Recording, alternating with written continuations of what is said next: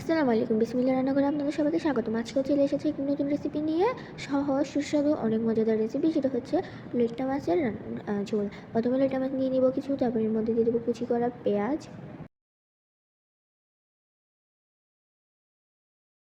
তার মধ্যে দিয়ে দিব টমেটো, মরিচ, হলুদ, লবণ আপনাদের স্বাদ অনুযায়ী দিবেন।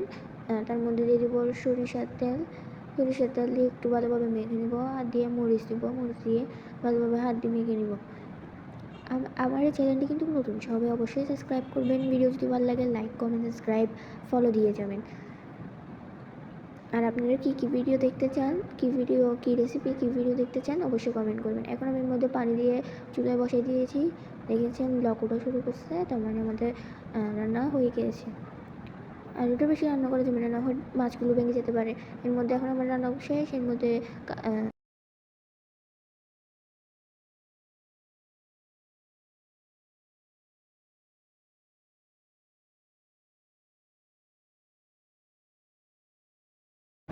আমাদের রান্না শেষ পর্যায়ে একদম শেষ হয়ে গিয়েছে। আর আমার ভিডিও যদি ভালো লাগে অবশ্যই লাইক কমেন্ট সাবস্ক্রাইব করে, বাই বাই, আল্লাহ হাফেজ।